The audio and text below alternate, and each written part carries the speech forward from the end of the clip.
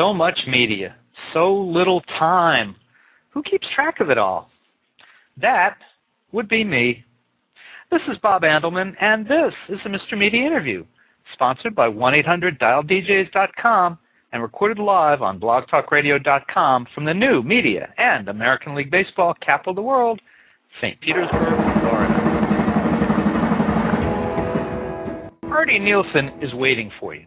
Artie, you see, is the curator of Warehouse 13, the place where America's greatest secrets are housed, its mysteries answered, its riddles questioned.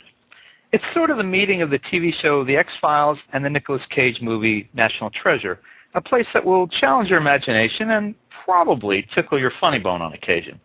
But don't take my word for it. Take Artie's.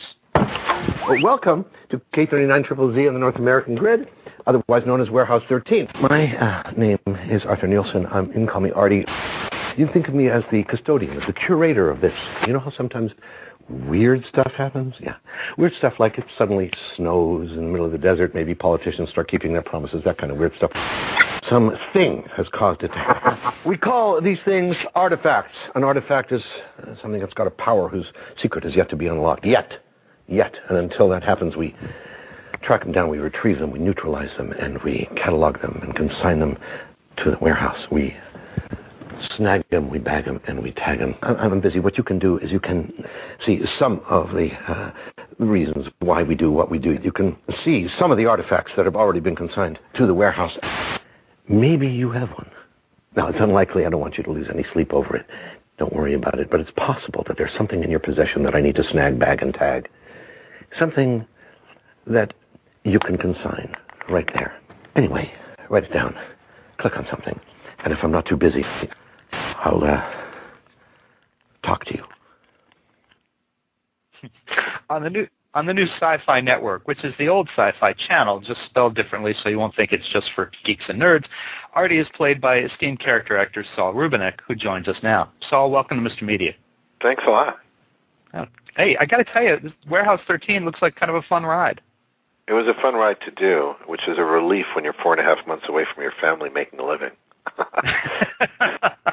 Well, let me ask you about that. I mean, we've seen you in recurring and kind of supporting roles in different shows.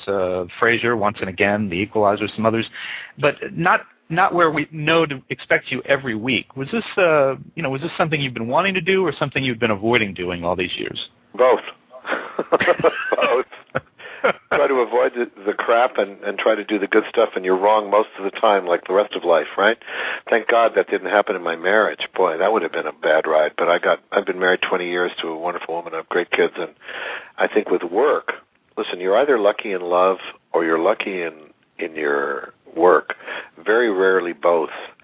I was fortunate to follow my heart when I was a kid, and I followed my heart my whole life, and every once in a while you stab yourself in the back because you made bad choices, and life does what it does, and every once in a while great things happen. And I don't know, if you take credit for it yourself, then I have a feeling I have this image of myself. As soon as the minute that I say I made the right choice because I'm smart, I can look up and I see a grand piano falling from the 10th floor on my head.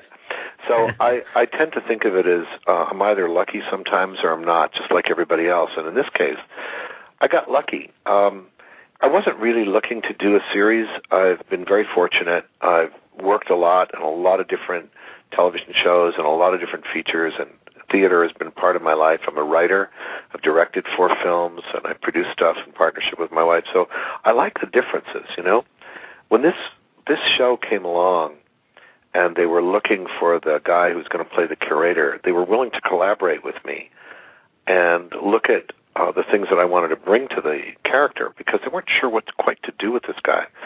I mean, let's just set the premise. We've got a warehouse in the middle of nowhere that in South Dakota that probably goes a few miles deep into the mountain that it's set against, and it's housing every odd artifact, every strange object and souvenir that the United States government has collected over the last 100 years since it's been a powerful empire. But it's not it's not Warehouse 13 for nothing.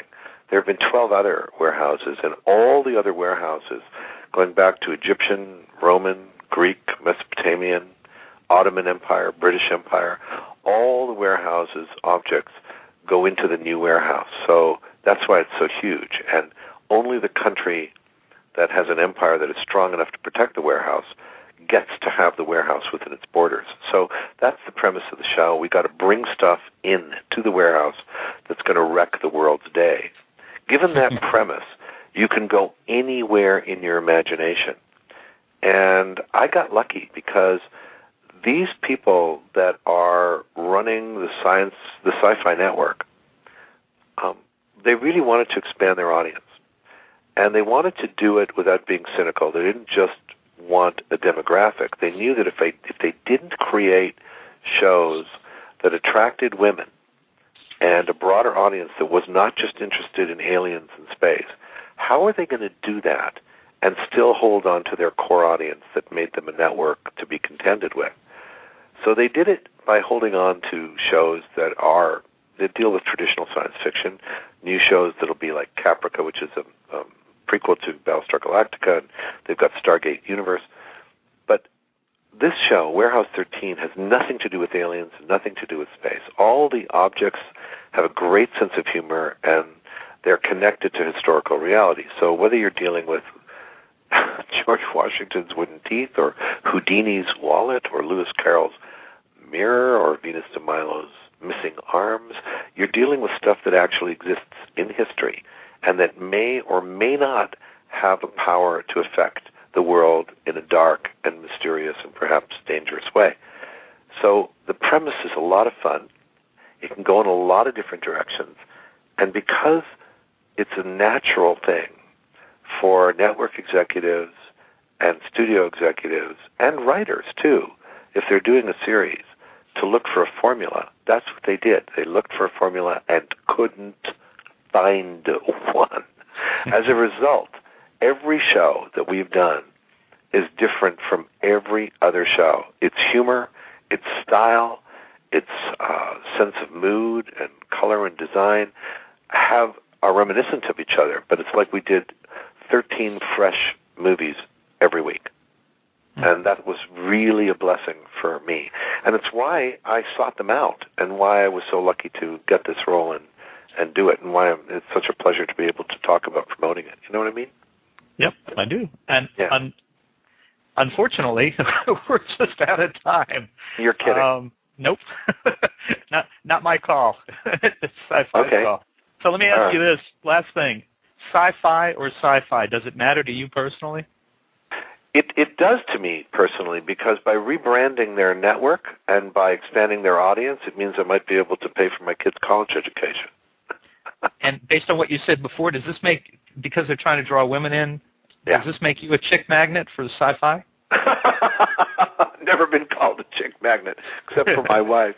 No, you know, what's really cool is that they really are excited about broadening their base, and they know that to get women in, they're going to bring men along with them. Why? Because if you want women, you've got to raise the bar. You've got to be more intelligent, you've got to be wittier, and you've got to have emotional relevance.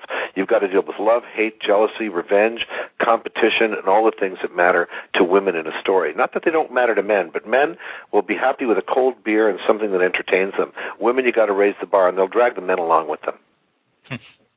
Well, folks, you can catch Saul Rubinek on the new Sci-Fi Channel drama series and somewhat comedy series, Warehouse 13. It debuts Tuesday, July 7th at 9 p.m., and then all summer, 9 p.m. on Tuesdays.